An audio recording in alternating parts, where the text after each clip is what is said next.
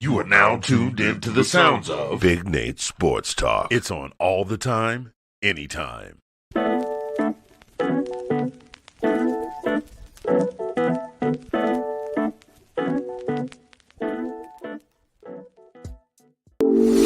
Take it away, feeling too good to me. Chilling all day, all in your space is where I wanna be. Here in this room, what did you do? I just can't get enough. Too caught up in your love. I've been trying to forget, but you won't let me. Something in my brain wants you. I've been hanging by myself, asking for help, but nothing seems to work on you. Yeah, you always make me feel like, oh yeah, you never leave my thoughts alone, yeah, you're the reason I'm going out of my mind. I just can't stop thinking about you.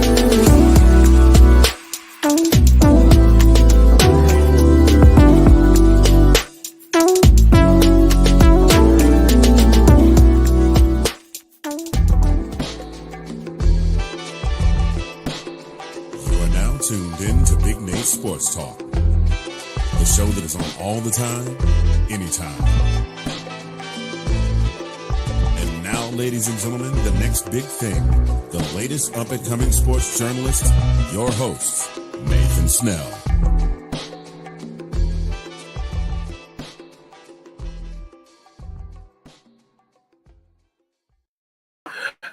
Good evening, ladies and gentlemen. Is your host Nathan Snell of Big Nate Sports Talk Podcast. I hope you're all doing well. Hope you're all staying safe. Hope you all had a great weekend. Happy Monday. This is the final episode of season 15, episode 21 of Big Nate Sports Talk Podcast. This is the end of July. We've reached it.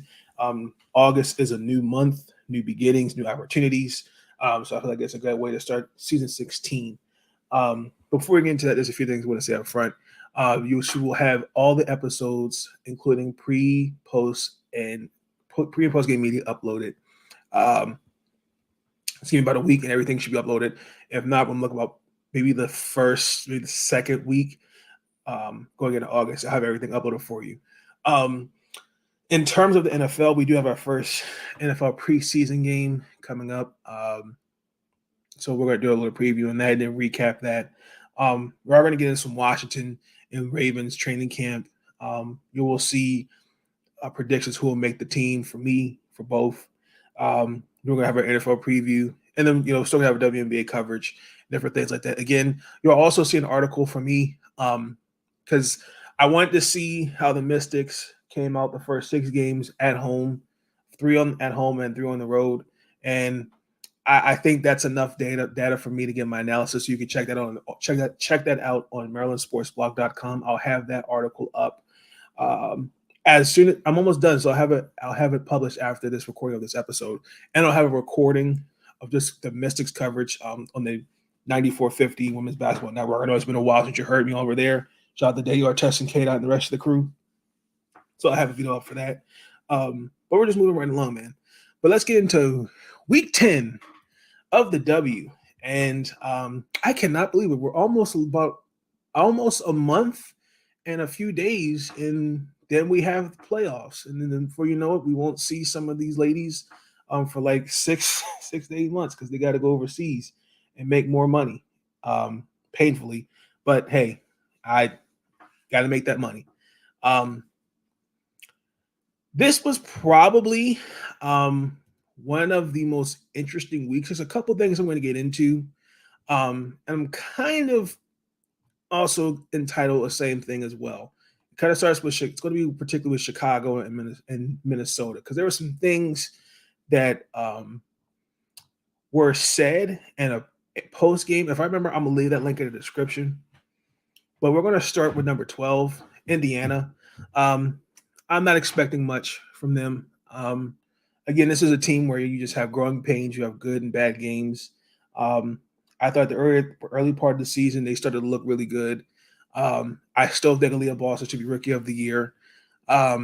I mean, they did snap an 8-game losing streak, and then now they're on a 4-game losing streak. They lost to the Sparks twice. Seattle finally snapped their losing streak. I mean, and keep in mind, these are teams that are below 500. I mean, they could have won the game, but thanks to Jordan Sparks hitting that game-winning three, yeah, this Indiana has just not been looking good. And then painfully, you know, Nalissa Smith hasn't been there since the 9th of July because of her foot injury. And that makes a big difference, particularly on the defensive side of the ball when it comes to viewing boards. And that's another, to me, another scoring option as well offensively. So, I mean, that's gives defenses more to key in on Aaliyah Boston. And I just think I really feel like some trades do have to be made because because to me, your core, it should be Aaliyah Boston and Alyssa Smith. That's who you should be building around. I just don't think this team right now. I just think this team just. I would have thought it would have been built around Kelsey Mitchell, but it's a polar opposite. And I just you gotta retool it around them. Those are the two I'm building around, in my personal opinion. Number 11, painfully Phoenix. I thought they were looking pretty good, but they're just not the same team. This team is 2 years from going to the finals.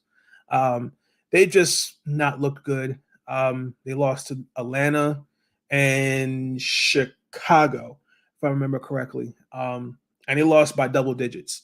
And that was their 9th consecutive road loss up until this game. They played Indiana Tuesday. And they're just 1-12 on the road as of this season. And that is simply not going to win you any basketball. I mean, this is some bad stuff. I don't know what I'm going to do. I don't know what I'm going to say. I don't know what I'm going to do. I don't know how much more of this I can take. I just don't know. This is ridiculous. Oh, Lord. I can't defend that. What do you want me to say to that? I mean, their only really road win is against an Indiana team, again, that is clearly in the midst of a rebuilding mode and going through growing pains. Oh, and also to make matter, to throw salt on the wound. Let me scratch out the record. Brittany Griner will not be traveling with the team for mental health reasons, and for all the right reasons she should. And it has nothing to do with the team. Let's just keep it real. I thought from that incident occurred with that jackass in Dallas. That incident, I thought, kind of just really my whole concern was her coming back. She's really not had a true time to take time for herself. So I'm glad that she's taken that for herself now. So she will not be on this road trip with them. So I'm looking for Megan Gustafson and Michaela Onyeweide, who I think have been picking it up big to me last few weeks, because I got to ask Michaela and Coach Blue a question just before that Washington game. Other than that, Diana Taurasi, I know, was dealing with an injury. She didn't play in that game against the Mystics, if I remember correctly. She's missed 7 games compared to Britt BG. I think she's missed 4. So, I mean, if you think about it, I mean, their 6 wins have come when they're on the court together. But this is another team. After this year, you got to blow it up. It's time. Next year is Diana Taurasi's last year of her 2-year extension. She said that she wants to commit to finishing out that contract, and also next year's an Olympic year. So, personally, I think that's respect going on a high note. But it is time for them to just blow it up and just rebuild, in my personal opinion. Number 10, the Seattle Storm. Personally, it's another team. I don't want to call it yet. I think it's a little. I don't want to say I don't want to use the word disingenuous, but I do think it's a bit too early to say Jewel Lloyd is going to be departing from Seattle, in my opinion. Let's keep it real. When you lose a star in Brianna Stewart and Sue Bird to retirement, this is a transition year. Let me see what they can do in the offseason. I think they have some pieces that they can work with going forward. But if we were like maybe 2-3 years removed from this, it's different. But I mean, I have to give them some respect. They did beat Chicago in Indiana, and they snapped a franchise record of 10 games in the losing streak. That was their first back-to-back wins of this season. There's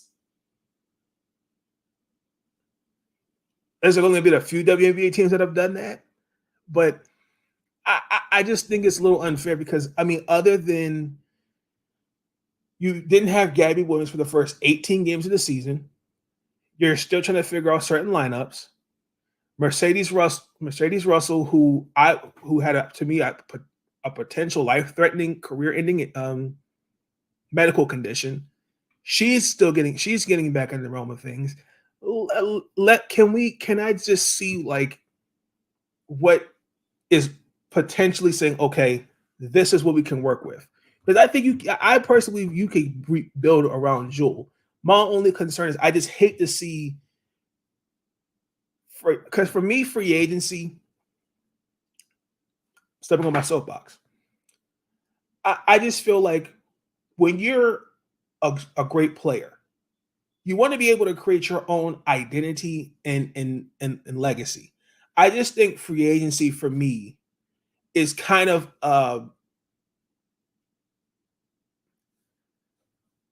I just don't think to me it destroys dynasties from being great. Like, sure, like look at Las Vegas. They've signed players around Asia Wilson and they all are bought in. Like when you look at Seattle, it's not easy, especially when you have a departing free agent and one of your key players retires. That's a hard transition. Like it's easy. Like I don't think it's fair to go, well, they left, so I'll leave.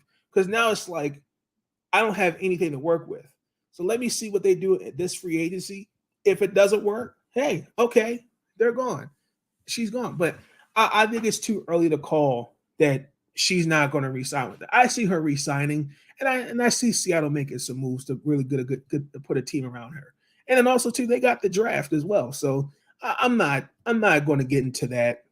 Is she's leaving and all that? I just don't. I think that's just too early to call, in my opinion. Number 9, Los Angeles. I still think there's a couple things that we need to get out the way. Again, thoughts and prayers to Lexi Brown. She's sidelined again with a non-COVID illness. That's tough.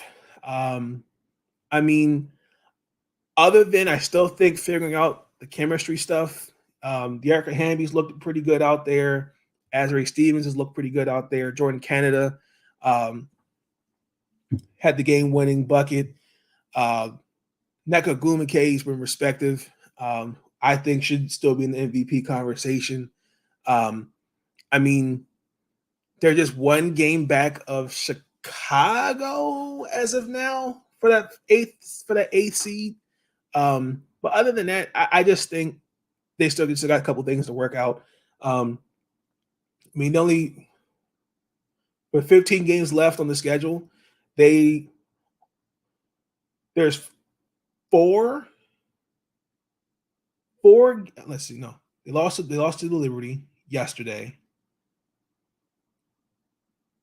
Only 4 games are against non-playoff teams compared to the other out of the 9. No, 6 out of the 6 games. 4 out of the 5. No, I have that right. I'm sorry. So there's 9 games where where they have to play against Las Vegas, New York, Connecticut. That's not going to be good. I apologize. I had to do the math in my head. I'm sorry. So other than that, they're fine. No issues there. Jordan, Jasmine Thomas, and they're starting to pick it up. Just got to work on the chemistry. And there's certain lineups that they just have to, I think, work and don't work. And we have to actually face them Friday. Yes. And we go out there Sunday. So number 8, Chicago. Okay. So there was an article that was published by Annie Constable, just going off I guess how the season has progressed so far and how it's looked. And apparently that has ruffled some feathers. There's a couple things I want to get off my chest on that.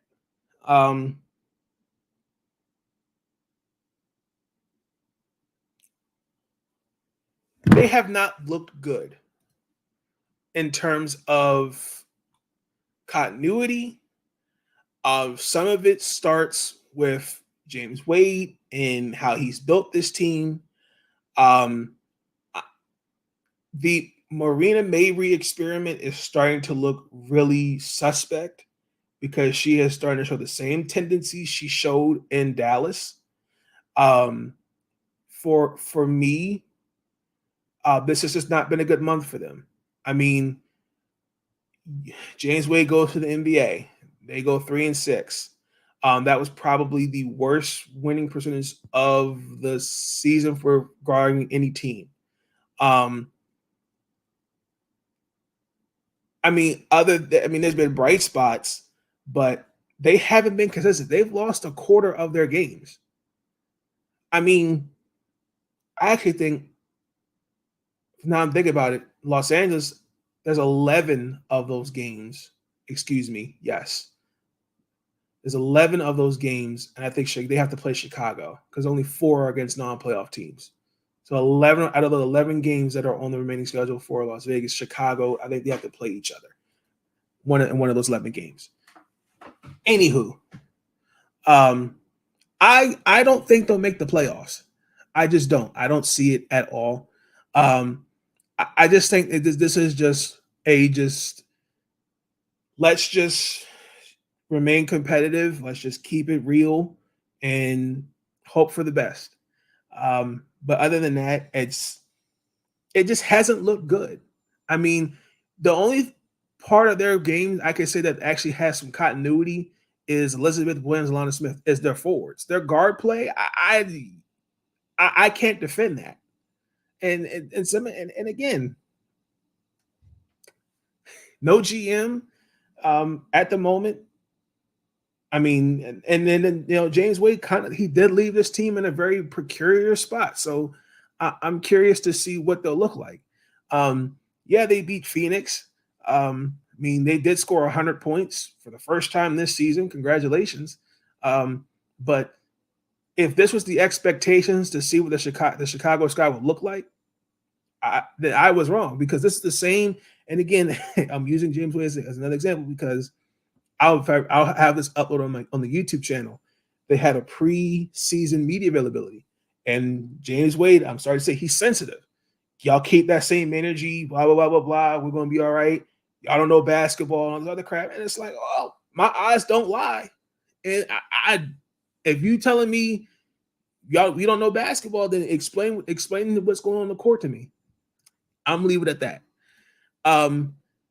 Painfully, number 7 has to be the Washington Mystics. It has just been it's just been disappointing.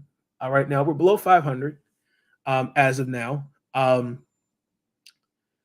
We are 1-5.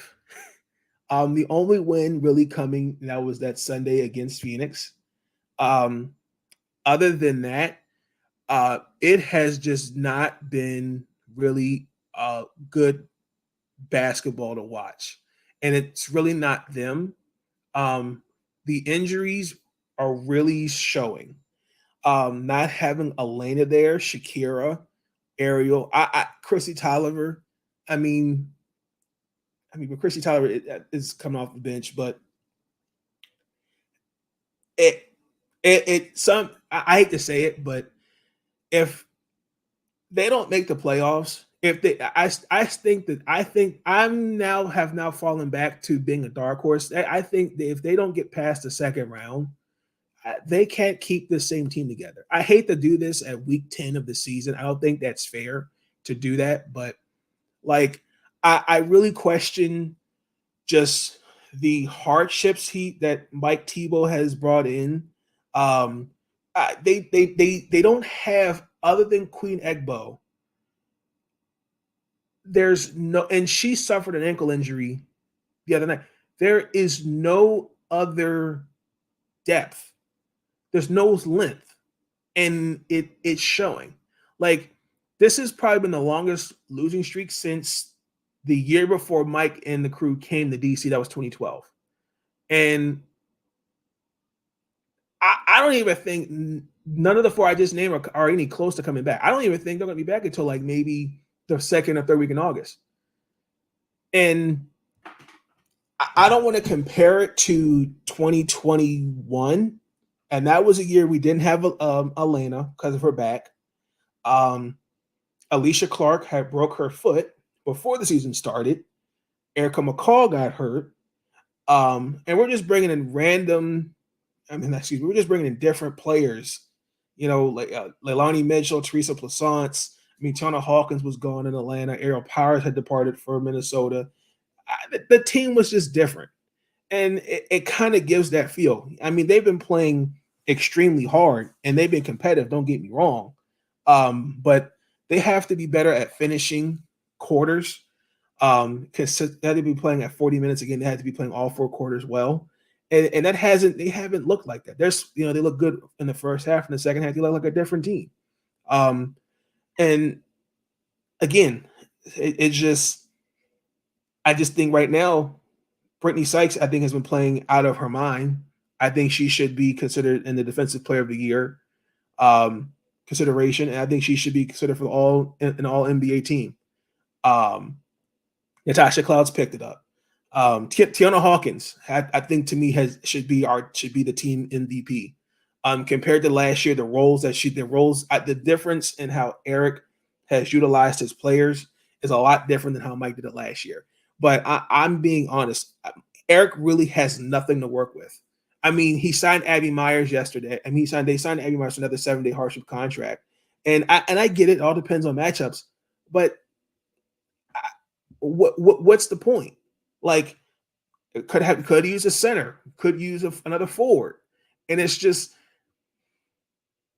I just have concerns. I do. Now, when they get back healthy, I think they are better than what their record is currently, because we're 12-13. But reality is, we got to get the core back. We got to get everybody back healthy. So, we got Los Angeles Friday here at the nation's capital, and then we got to go out to LA Sunday. So let's see what it looks like. But I have been just absolutely just not disappointed, but it's just been frustrating because you really can't judge them because they're just injured, and it's different if you had them on the court and they're playing inconsistently. Like, I think another thing is too, before I move on, I don't think it's fair, in my opinion, to go, well, it's time to think about moving on from Elena Deladon. It's an ankle injury. Like, just the start of this year, she was saying, oh no, we're 100% to go. The reins are off, X, Y, and Z. I'm not going to rush my star. Yes, I understand she's an older star. Yes, she was playing damn near 40 minutes a game. Not a fan of that. You could use that more on your bench, but that's on the section for another. That's besides the point. Before the injury, she was balling. It's more about what's around her. Like, people are forgetting, Ariel Atkins kind of had a slow start to the season. The guard play had a slow start. Like Shakira Austin and Elena Deladon at one point were carrying the offense. So I just think it's kind of unfair to go, well, she's had a back injury, now this ankle injury. Now they should start thinking about moving on. And then also, too, respectively, I got to say this, and we're in year 2, okay? I understand it, I get it, but we really have to let it go in terms of, well, the Mystics are going to regret passing Mariah Howard. Can I at least see how both franchises look in about 5 years before I make that the judgment? Because I just feel like it's, in a sense, it disrespects Shakira Austin and saying, well, you're a great player, but I prefer you to play for this one to play for us. It kind of it diminishes her, and that's just my opinion. And we can disagree on that, but I think the Mystics, when they get back healthy, they'll be fine. So we'll see. And number 6, Minnesota. Nafisa Collier is out for 7 to 10 days. She suffered an ankle injury. Diamond Miller, who should also be on the conversation Rookie of the Year, has been playing well. Jessica Shepard is back from her non-COVID illness. That's good to see her in there. Kayla McBride has also been picking up. She scored her 4,000th point as well. And also Eric Powers is back. So they're starting to pick it up. Dorka should also be in the MVP conversation. She did have the game-winning block against the Connecticut Sun on DeWanna Bonner last night. So that was a good win. Give them credit. They're now 500 because they were off to a slow start. You could definitely see the depth. You see the growth in this team.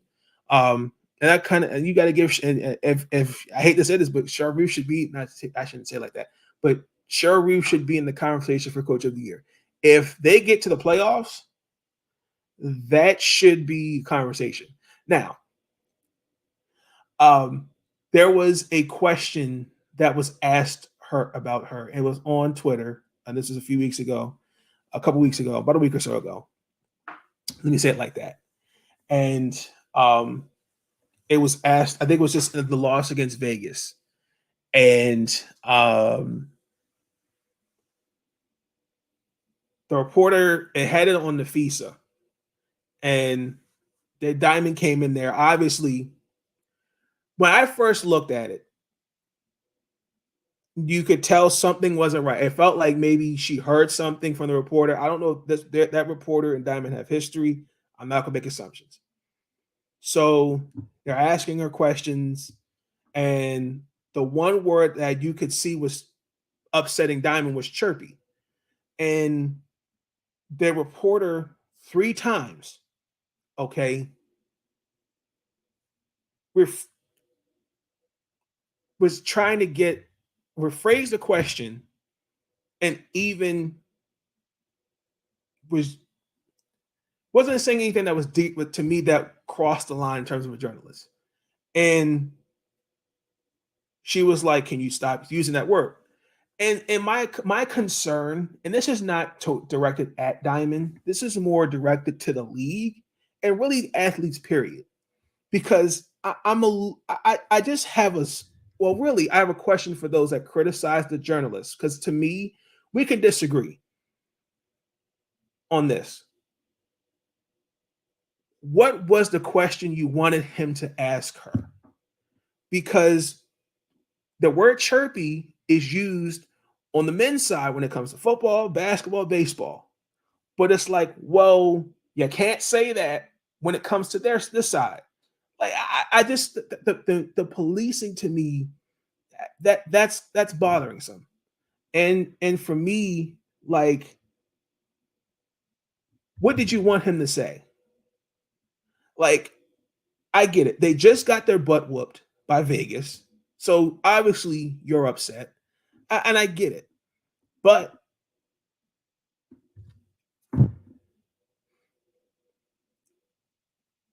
I just feel like, and even with Chicago, I just feel like there are going to be moments and times where reporters are going to ask you questions and report on stuff. And I'm concerned, not concerned. It just feels like some can't take criticism and some don't know how to channel their energy differently. And it's concerning to me going forward because I don't want to say it was overreaction. Well, no, I can say it was overreaction, but I think the way it was being dragged to the point where, well, why does he have that credential? Why did he have that's too much? He was doing his job. He 3 times rephrased the question, and it still wasn't enough for her. And for me, I covered Maryland last year, and the times that she did the post pressure, she was not disrespectful or anything, but she does play with high emotion and high energy. That's Diamond. But I hate that. I'm just being honest. Like, you gotta okay, that's just how I play. Like, some reporters are going to ask questions that you may not like, and there's going to be certain words, but it's like, what do you want them to say? The same thing when I'm writing, like when Andy Constable wrote that article in Chicago. That's criticism. That's critiquing. You can do that. I can go, the Phoenix Mercury need to really make some moves. That's critiquing. The Washington Mystics are struggling mildly with the injuries, and they need to make some moves. That's critiquing. Criticizing, I don't like the moves that Mike Tebow's made as a GM. That's criticizing, in a sense. Well, it is criticizing. Well, he could have had some better roster options. But it's this media policing. To me, and again, we can all agree to disagree, and that's okay. But I just thought that it did get a bit too much in terms of it was being dragged, because it was like, well, he shouldn't have answered that. He shouldn't have said that, blah, blah, blah, blah. And I mean, other than that, Minnesota's been playing well. And they're back to 500. And they got, let me see, I'm trying to think. They have Connecticut Tuesday and then New York Friday. So should be fun to watch. And then before we get into the top 5, let's get into the sponsor of Big Nate Sports Talk. And that is, ladies and gentlemen, Zagnif Apparel. Ladies and gentlemen, do you want to dress like you're already famous? You can and you will dress like you're famous with Zagnif Apparel. The following is a presentation of Zagnif Productions, LLC.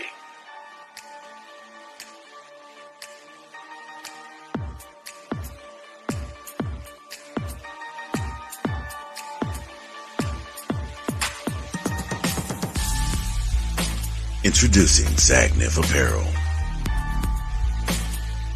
Our comfortable line of leisure wear and athletic wear will have you comfortable and stylish at any occasion.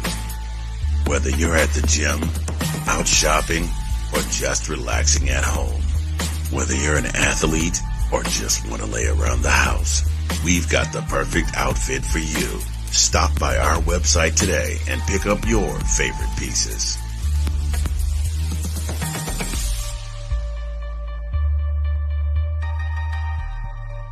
Zagnif Apparel. Dress like you're already famous. You can most certainly do that with a nice 15% off using my code BIGNATE for 15% off your final purchase. You can and you will dress like you're already famous. Thank you, Zagnif Apparel, for being a sponsor of Big Nate Sports Talk Podcast. We'll be right back.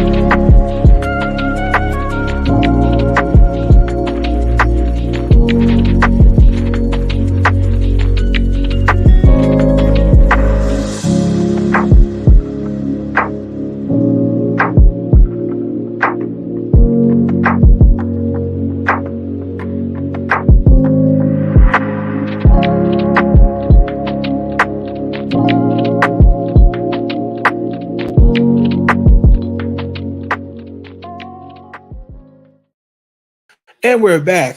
The top 5 for this week in the W for week 10, starting off number 5, the Atlanta Dream.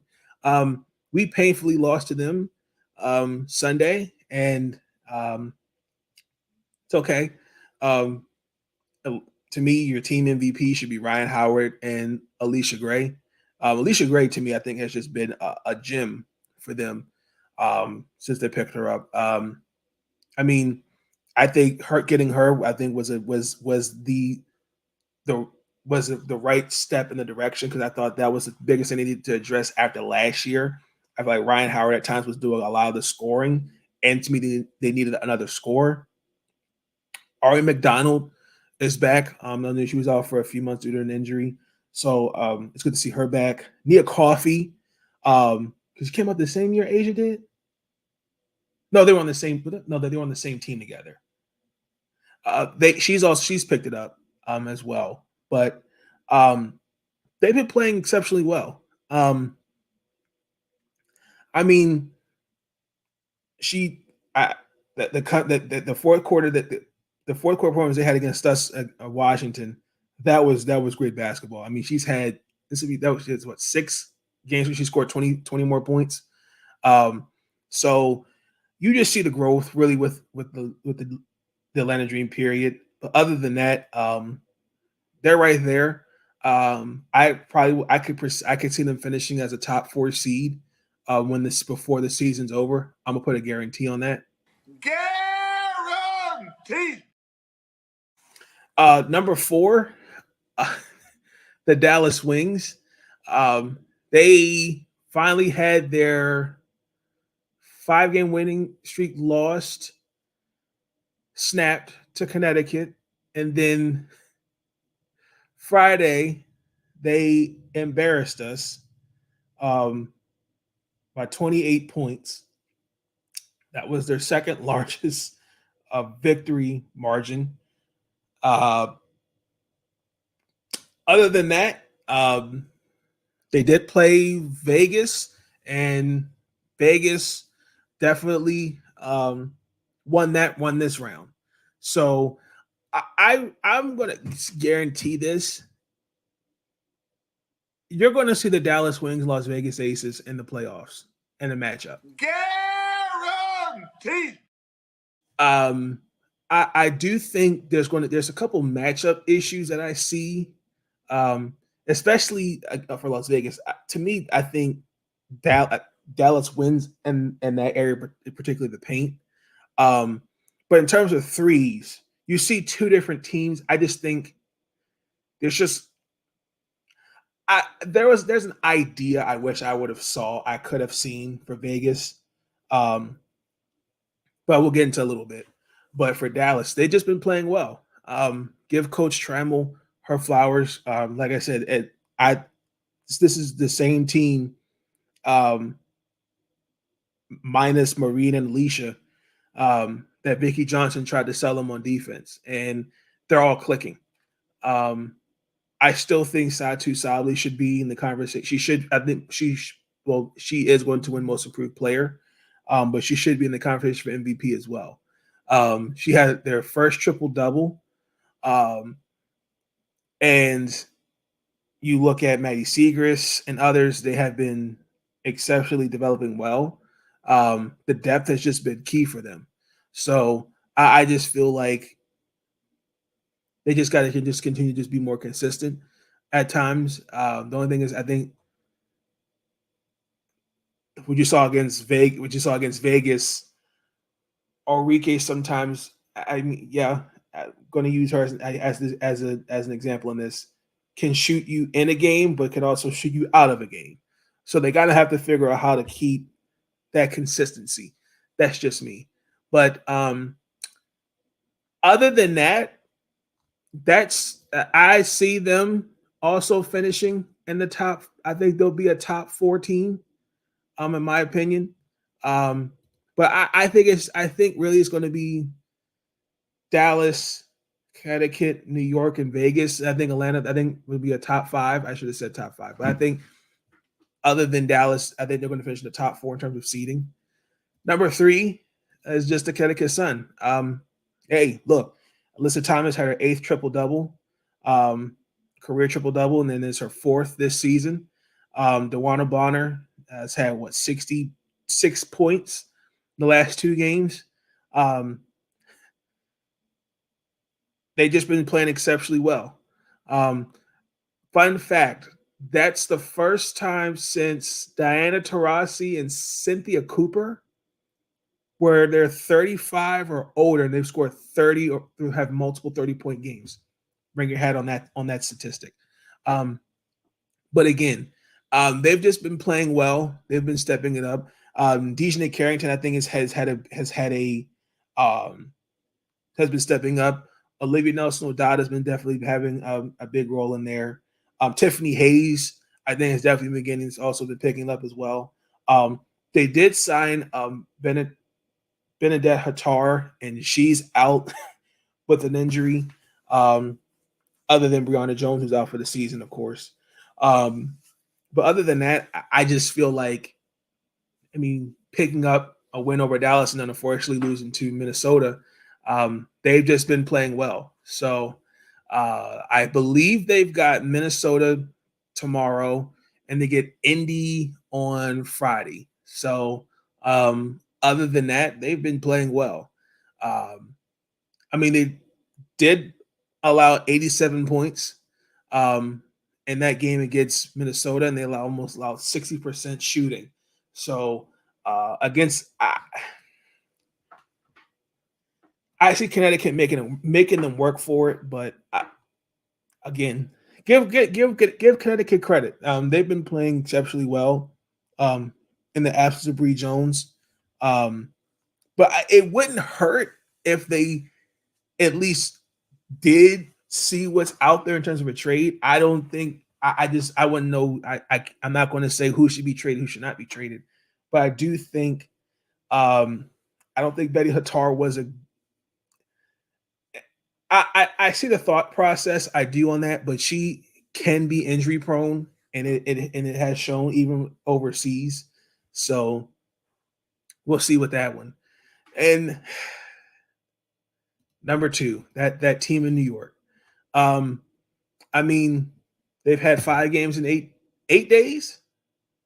Yes, 8 days, and 2 of them were back to back. Then they had to go across the country to LA, and they finished 3-1. If I'm saying that correctly. They didn't have Courtney Vandersloot. They lost to Minnesota, of course. And then they did have Sabrina Ionescu, I think, has been picking it up lately as of late. This is another performance where Jonquel Jones has had 10 or more rebounds. And then Brianna Stewart, who's in the MVP conversation, she's just been playing well against Atlanta.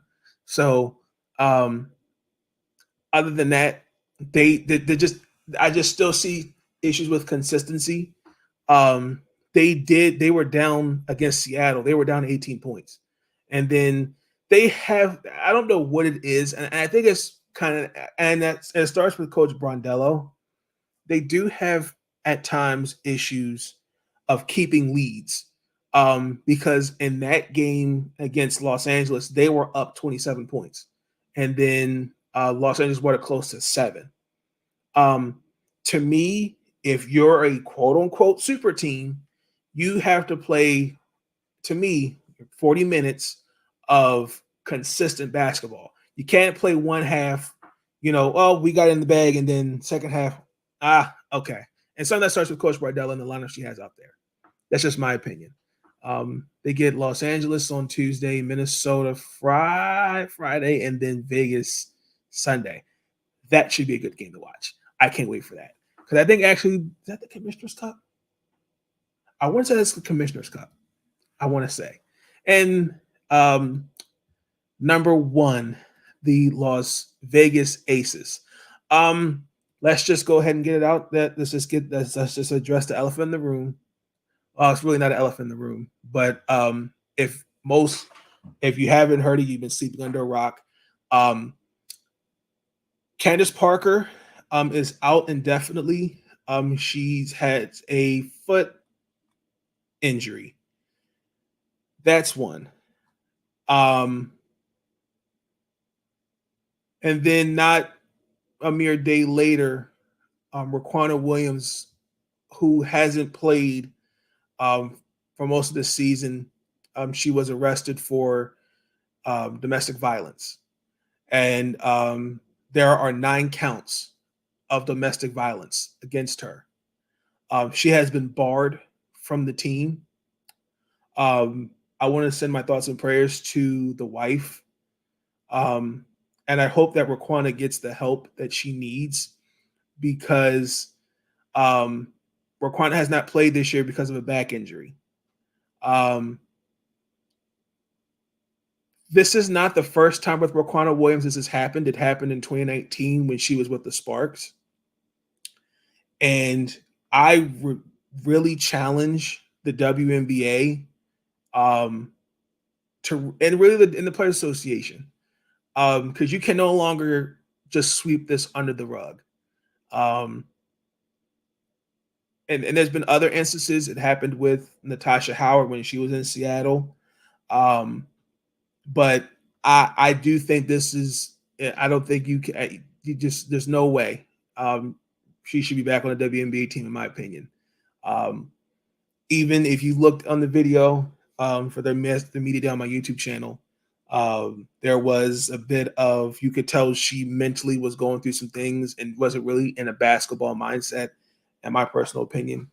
But I just hope that she gets the help that she needs. And also too, for the wife, I just hope that she's doing well. And I'm praying that I'm sure that she has friends and loved ones that make sure that she has all the love and support. And it's also make sure she gets the help that she needs as well. Because from what I read, they got her out of Vegas. So, and yeah, 9 counts. That's not good. I mean, other than that, besides that, they're 23-2.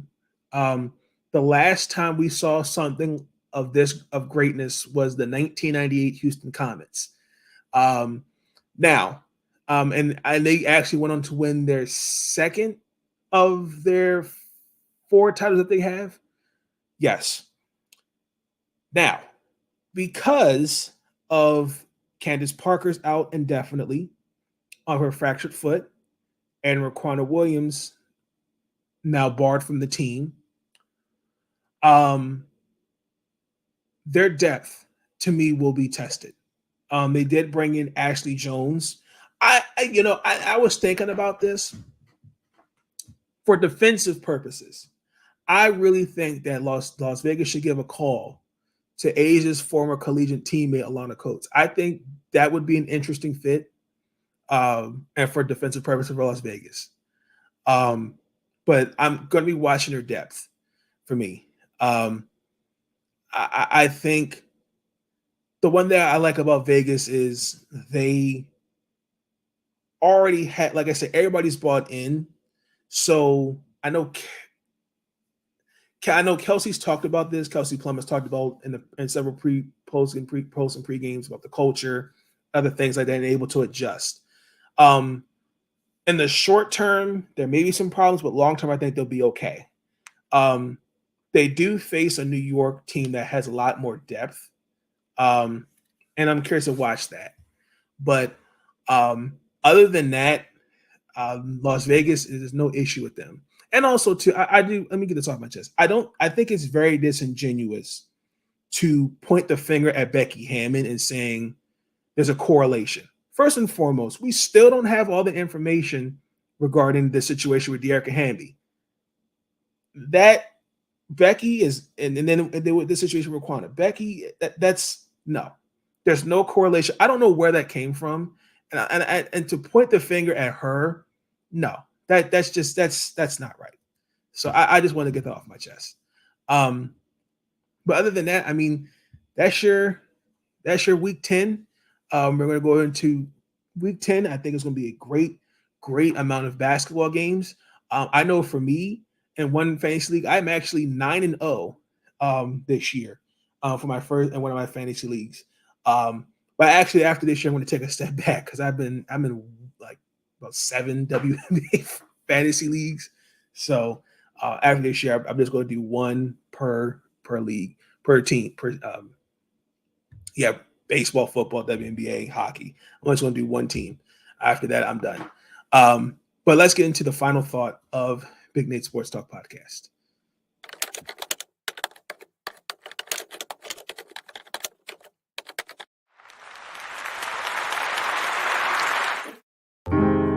Thoughts are running through my mind, so I took some time to find a minute or two to organize. The final thought of the podcast is, again, we could just agree to disagree. I've begun to just, I think that's a mindset that we should all have. I just think, for me, with social media, it's a blessing and it's a curse. I think this is not just directed at the W, but more sports period. I think the one thing, social media has kind of become this norm where there's no, if I say something, it just gets too personal. I mean, let me use the WNBA, for example. When you look at, with the Atlanta Dream and or other teams, I know there's some players that like to get on social media quite a bit. And in the same breath, it would be nice if we started holding friends and family accountable for getting on social media. Example, we've seen certain players, I'm not going to say the person's name, but most will know who I'm talking about, their family getting on social media and liking posts and other things, disrespecting one of their teammates. And I think we just need to be better at that kind of stuff. We can agree to disagree. Like, some people may think A'ja Wilson's not an MVP. I think she should be the MVP this year. Some people think Aaliyah Boston may not be Rookie of the Year, and that's okay. We can agree to disagree. But this, I just don't know where we got to have the same like-minded thinking. If, I don't know where that came from. And I've gotten to the point where I'm just no longer addressing the BS. If I just feel like it's just too much BS, I'm just going to simply just block it out and just keep it moving, because I can't move like that. I mean, we're too grown for middle school, high school childish behavior that we do on social media. We ain't got time for that. Life's too short for that. So that's just my final thought. I mean, just like I said, it's a new month. Be better. Just tune out the haters. And if people can have a simple conversation about in terms of sports, keep it moving. And that's just how I look at it. But thank you for tuning in to Big Nate Sports Talk Podcast. Be tuned in for future episodes. Please like, comment, and subscribe. I will catch you on the flip side. Have a good week. Hope you all had a great day today. I know that for me, it's really starting to cool down, but here's to a new month tomorrow. Peace. But they don't know, they don't know, they don't know. Nobody knows but us, how we roll, how we roll. Nobody knows what we got but us, but us. Let them keep talking, let them believe that they know, 'cause they don't, no they don't, no they don't. Let them believe that they know, 'cause they don't.